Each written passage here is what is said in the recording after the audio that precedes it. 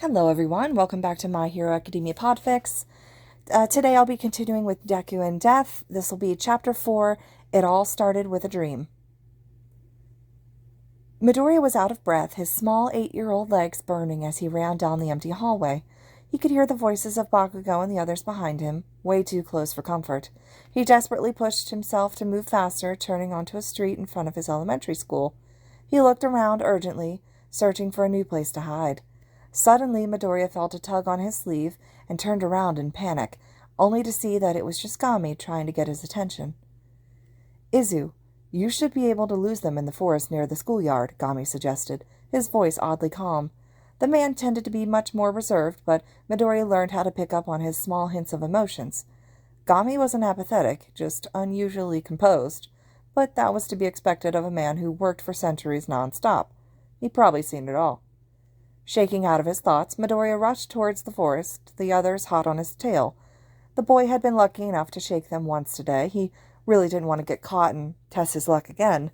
Weaving through the trees at the forest entrance, he ducked behind a particularly thin one. Even Bakugo, as smart as he was, wouldn't think to look for him there. At least Midoriya hoped he wouldn't. "Come on, Deku, if you really want to be a hero, you'd face us head-on," one of the bullies scoffed. But Midoriya knew better. Facing them head-on would only result in him getting hurt. He was heavily outnumbered, with Bakugo's group having a count of 4, not including Bakugo himself. As cowardly as they thought it was, Midoriya knew it was his best option, a tactical retreat, as he'd like to think of it. "How did he even escape?" another whispered. "The wooden fence behind him just broke," the third murmured. "It must have been old or something." "I don't know, man. It looked pretty new to me." Midoriya flinched at the lad's comment. He already felt bad about decaying the fence to escape. There was no need to remind him. He was just desperate, and you know what they say about a caged animal. "Will you extras just shut up for a second?" Bakugo shouted. The kids around him quickly closed their mouths. He looked around with an angry scowl on his face. "Deku has to be here somewhere, so stop talking and start searching." The other bullies scattered around the edge of the woods, scanning for any sign of the small green child. Midoriya could pick out the identity of each one by their footsteps, a trick he'd had to learn, unfortunately, especially Bakugo's loud and harsh tread. He recoiled and held his breath as Bakugo's steps came nervously close to the tree he was hiding behind. He could hear the leaves rustling and the tense silence that surrounded him. Midoriya could hear excessive rustling in one tree in particular, much more than the wind could produce. If the situation was different, he would have loved to investigate. He was still curious, though. Maybe it was an animal? "Ugh," Bakugo groaned. "He must have left while you idiots were talking. Let's just go." Midoriya let out a shaky sigh of relief at the sound of footsteps exiting the woods. His clammy hands finally stopped shaking as he clutched his chest. How close had he come to being caught? How close had he come to having a heart attack, for goodness sake? He spiraled down into his own mind further and further, his breaths turning into pained gasps. He could feel Gami's cold hands on his shoulder, shaking him lightly, but he couldn't hear the man's voice. All he could hear were the relentless taunting and things that he endured each day at school, over and over and over. Suddenly, a small mass leaped out from the tree that had caught the boy's attention earlier, now breaking Midoriya out of his trance. He could hear Gami's voice, but was more focused on the meager creature strutting out towards him. "Is that a cat?" Midoriya blurted out. "I believe it is," Gami responded nonchalantly. The boy looked at it with interest. It was a small black cat with what Midoriya assumed to be white paws. However, they were no longer white, more like a faded shade of brown from the forest dirt. Its wide, yellow eyes stared up at the child. Now having arrived at his feet, he had never had a cat before, much less been this close to one. Actually, Midoriya had never been close to any animal since he gained Death's touch. The cat rubbed up against the boy's thin legs, making him flinch, further into the tree he was hiding behind. He remembered himself why he could never own a pet, as much as he wanted one. "The cat seems to have taken a liking to you," the man stated. "Why don't you bring him home?" "You know I can't do that," he answered somberly. "I wouldn't even be able to touch him." He looked down at his hands in anguish. "But you have progressed so well with Death's touch in the past 4 years. "Yeah, but I don't have any control over it with animals. I've never dared to try. For what I know, the second I touch this cat, he would start to disintegrate. He's better off here." Midoriya turned away from the cat sorrowfully. Ignoring the creature's meowing, he slowly made his way out of the forest, but the cat wouldn't relent. simply sticking to the boy's trail, he continued walking down the street towards his house pitifully, doing his best to avoid listening to the cat's cries. Gami stared at his successor with a lot of guilt. He wished he'd just waited a decade or so longer. Izuku arrived at home a bit later than usual, but wasn't too concerned. He opened the door to find no one inside. Like normal, his mother was off working her late nursing shifts, the job she picked up once Hisashi left. Hisashi never came back after that night. He actually stopped contacting the family altogether. He and Inko were still legally married, but he simply stopped coming home or sending money, forcing Inko to get a job. She took up her old nursing practices and found work at a local hospital, but she always took the later shifts. Izuku hoped that she didn't have a reason behind it, but inside he knew it was to avoid seeing him. Their relationship had gotten pretty rocky since Hisashi left. He'd like to believe that she didn't blame him, but he knew better. He hated how his brain was always right.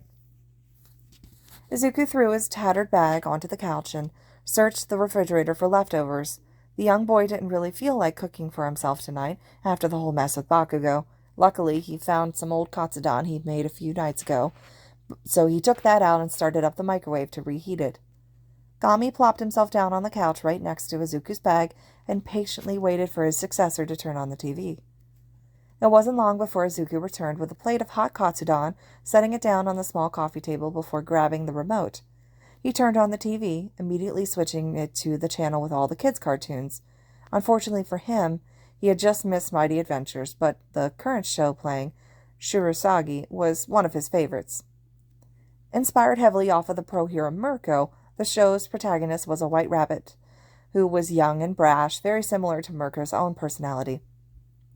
The rabbit was a bit of a troublemaker, though, and he often got his friends in all sorts of messes. They'd always have to work together to get out of those situations, and he would never escape his consequences. Izuku liked that. He wished the real world was just like this, full of friends and proper consequences. He was pretty engrossed in the current episode, even though it was a rerun when Gami's voice snapped him to attention. You know, Izu, I think you've gotten a great far in controlling Death's touch already. If this is about earlier, he sighed, drearily pausing the show. Look, I'm sorry. I simply do not understand. I know you cannot control it yet on plant life, but you've come so far with Death's touch and other aspects. Why are you still afraid? The boy stared at his hands. I'm just afraid that I'll mess up and hurt someone really bad. What do you mean? You've learned to control it on humans. You can even start and stop decay at will on them, as well as non-living objects. That takes an impressive amount of skill, and yet you have done it. Izuku shuddered at that thought. Learning to control his deadly power on some people was one of the first things on his bucket list, but also the most difficult.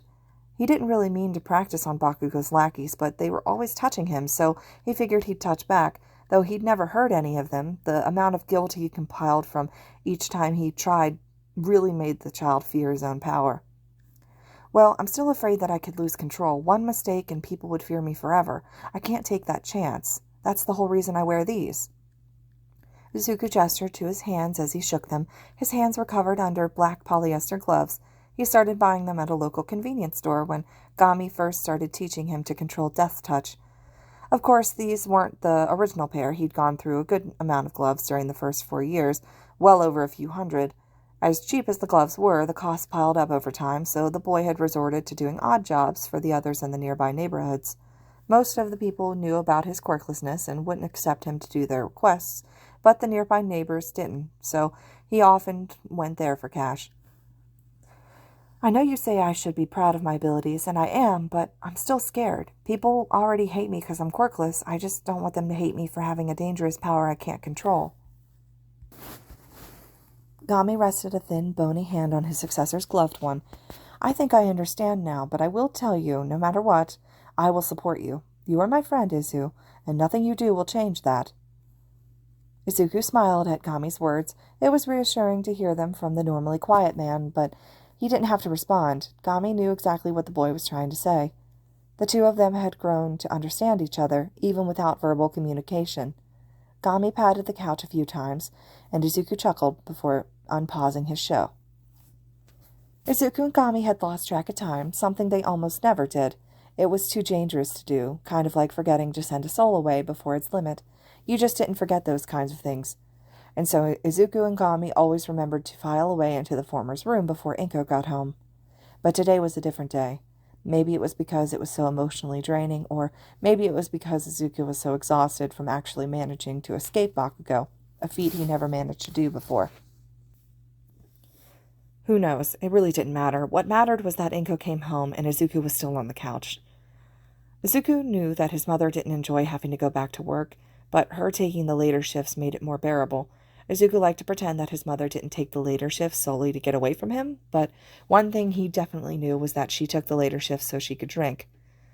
The boy knew his mother gained a drinking problem once Hisashi left. It started with spiked tea every once in a while and just escalated from there.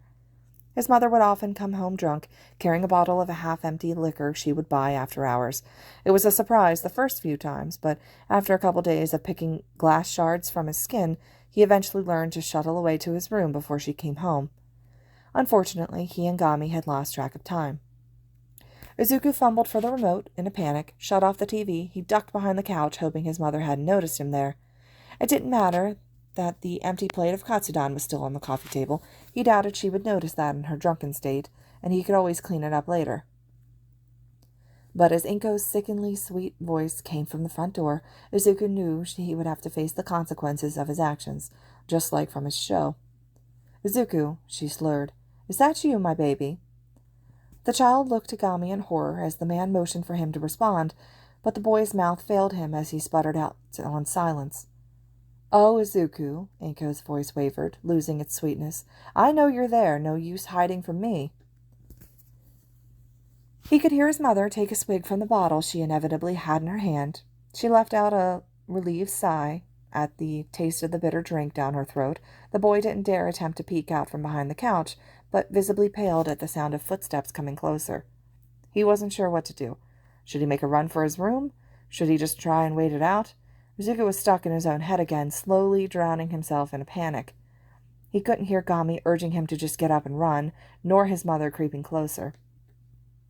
"What are you doing on the floor there, Izuku dear?" his mother garbled, leaning over the couch to look at him. She swung her arm, holding the bottle over the side as well, spilling a bit onto the cushions. Izuku's nose filled with the pungent scent of alcohol in the air, as well as his mother's on his mother's breath. He looked up in fear from the floor, his eyes meeting the half-lidded ones belonging to his mother. She stared right back at him, an unnerving smile blooming on her rosy face. "Have I ever told you how much you look like your father?" she continued, as if not at all concerned by her child's reaction towards her. She reached her free hand from over the couch to grab at her son, but he flinched further into the floor, away from her hand. She scowled at that, but put her hand back to steady her swaying self on the couch. "It made me so sad when he left," she proceeded. "How could you make your own mother so sad?" Izuku knew he was to blame for his father's departure, or at least his quirklessness was, but hearing it from his mother just reminded him how much of a failure he was. He wanted to make her proud, honest, but he just didn't know how. "Why, oh why?" she cried. "Why have you done this to me, Izuku?" Suddenly, Inko lunged over the couch towards her son. The child yelped and scrambled to his feet. He could hear his mother's jumbled words behind him, but the sound of his heartbeat in his ears was too overwhelming. An abrupt crash came from the living room. His mother must have fallen onto the coffee table, which a following shriek had confirmed. Izuku shuddered. That would only make her more angry. He turned the corner and dashed towards his room. The door was so close he could almost reach it. Then white-hot pain shot through his legs, and the boy wailed in anguish.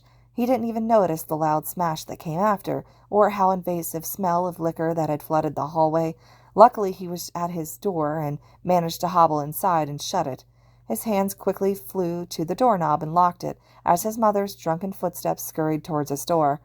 Izuku stumbled back on his injured legs, and he was in fear as Inko bashed her fists on the wood. "Why did you drive Hisashi away from me?" she sobbed. "Why did you have to be quirkless? Don't you realize what you've done to me?" The boy sobbed along with his mother at her words. Though his cries were fairly drowned out, he could feel Gami's sleeved hand ruffling his unruly hair, which made him smile a bit. He sniffled and rubbed at his puffy eyes, taking the time to try and get his breathing under control.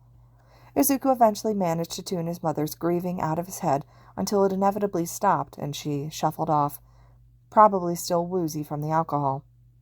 The child sighed in relief. It was finally over. "Izu, I think we should fix up your legs," he spoke softly. Izuku thought maybe it was because of the whole fiasco with his mother just now, but Gami must have seen everything in his time as Death. He wouldn't be shocked at witnessing this, right? Taking note of the man's strange behavior, the boy turned to examine his legs. They were in rough shape, but not the worst that he'd seen. He started carefully picking out the glass bottle shards and tossing them in the trash. The smaller pieces were a bit tricky, but with his tiny fingers, Izuku managed to get them out. Fortunately, most of the bottle missed his form and hit the wall instead, and any that did hit him only landed in his calves, so he wasn't picking glass out for too long. He was about to stumble towards the desk drawer that contained his supply of bandages when Gami handed him the very item he was looking for. The child looked surprised for a moment, but thankfully accepted the help. Gami couldn't often interact with solid objects. He was, in all technicality, a spirit after all. But he did have his instances where he could touch something physical. After numerous months of practice attempts and many funny failures, the man did learn how to sit on the couch and even lean back into it.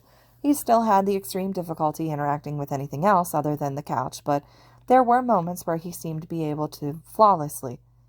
Izuku wasn't sure if it was out of desperation or something akin to extreme emotion, but it happened few and far between. As for why he had bandages in his room, well, he couldn't make it to the bathroom all the time. The next day was thankfully a Saturday, and on these days his mother left the house early. Izuku didn't have to worry about accidentally running into her on his way to the kitchen, which was a blessing in itself. Though, today, the boy seemed to be a bit slower than usual, somewhat less hyper. He didn't pour his mighty smacks as happily, nor make as much of a mess. He sort of shuffled towards the couch instead of his usual skipping, and didn't plop himself down. It was more of a gentle fall. But when Gami watched his successor skip past the channel playing Mighty Adventures, he knew something was wrong. "Izu, you seem more down than usual. Are yesterday's events bothering you?" Izuku looked down with a curious emotion on his face, one that Gami couldn't really identify. No, it's not that. I just had a really weird dream last night, and it's really bugging me." The cloaked man looked at the boy in interest. "A dream? Do you think talking about it might help?" "Well," he started, "I saw a man I didn't know in it. He looked a bit old, with fraying brown hair that almost looked faded. For some reason, I can vividly remember him wearing a bright yellow shirt." Izuku stopped timidly, but Gami motioned for him to continue. He started to cross the street, but there was a car coming, and he didn't see it. He just kept walking. When he finally noticed it, it was too late." The boy managed to whimper out. "There was so much blood, and it was awful." Izuku sniffled and rubbed at his nose, clearly not having enjoyed retelling the dream. The man stayed silent for a moment, unsure of what to say. "Izu, I think you've received another one of those powers I told you about." "That was a power?" Izuku cried out. "I don't want to have to see that again." "I understand that you're in shock, but this is one of the most useful abilities you will ever have. It may even help you save more people." The child calmed down at those words a little bit. "It can?" "Yes. This is an ability called Premonition. It allows the current Death to view people who could die earlier than they are supposed to." Gami paused, allowing his successor to process those words before continuing. "Normally, we are not to interfere with the process of death. However, we can receive foresight of people who are going to die before their supposed fate. Those viewed in premonitions can have their fates tampered with. Of course, us, Death, are not obligated to interfere. However, we're given that option." Izuku looked up at that. "I can save that man, then?" "Yes, but I will warn you, it is difficult to predict when a premonition will come to pass. They usually have a time frame of anywhere between an hour after you viewed it to about 3 days. The boy's face morphed again into one of horror. "So he could be dead already?" "Possibly." Izuku paled. Gami flinched a bit, but it wasn't noticeable. He didn't mean to scare the young child again. "Do you remember what the sky looked like in the premonition? It wasn't dark. If it wasn't, then he could still be alive." Izuku perked up again. "Yeah, it was sunset. He's still okay then." Gami smiled, though it wasn't visible from the depths of his hood. You enjoy analyzing things, so try to observe as much as you can during each premonition. That way you can have the best chance of helping the person in it. Normally they appear as foresights during the day, not typically as dreams, though that must be because this was your first one. The man stopped to ponder at that thought before picking up where he left off. Although you have to be careful when you intervene. Too early and the person could still die. Too late, and that's self-explanatory. You have to interfere at the moment closest to death. The boy grew a bit worried at that, but shook it off. Well then, I guess we're going out to buy some groceries later. Izuku then switched the channel to the kids' cartoons, where Mighty Adventures was playing. Gami smiled wide at his successor. He was going to make such a wonderful hero. Izuku trudged towards his house, his arms full of grocery bags. Gami did offer to help, but with the man's sporadic control over his form, neither of them really trusted that he would be able to make it back without dropping at least one bag and squishing the contents. The sun was setting majestically, and as much as the child enjoyed watching it, he knew he had to head back soon. Being out after dark wasn't too good of an idea in this neighborhood. The boy was secretly hoping to see the man from his premonition, but took into account that his foresights could take up to 3 days later to come true. He knew it wasn't likely for it to occur so early, but Izuku could only hope. After seeing the man's gruesome death in his own mind, he wished to spare him of that avoidable fate. He and Gami liked to walk and talk as they were out. Of course, they chatted sparingly when others were around and as others passed them, but at times like this, where the streets were eerily empty, they talked plentifully. After all, the man had been around for over 5 centuries. He sure had a lot to talk about. They turned a corner together, Gami rambling on about how some odd quirks he'd seen throughout their newfound generations. The man knew his successor enjoyed that kind of conversation, and also knew he had somehow picked up the child's rambling habit. The two of them were so engrossed in the discussion they almost crossed during a green traffic light, but Gami managed to alert Izuku once they got to the curb, and the 8-year-old stopped accordingly. They continued to chat, though. The light turned yellow. As they talked, the boy noticed something odd in the corner of his eye. As he turned his head, the sight of a bright yellow shirt flooded his vision. Realization bloomed in his head as he saw the older brown-haired man from his premonition crossing the street, just across from Izuku, right as the car was plowing down towards him. "Stop, mister!" The words escaped his mouth before he had even realized it. Gami turned to look at what his successor was yelling about, not really expecting to see the man Izuku had described earlier. The man jolted and stopped as the child screams, just as the car was raging and zooming past him. Just then, the traffic light turned red. Izuku used the opportunity to run across the now empty road after looking both ways. He rushed towards the shaken man and tried to aid him as best as he could. "Mister, are you all right?" Izuku asked softly, genuine concern evident in his voice. The man managed to get his breathing under control, just enough to respond. "Yes, thank you," he started.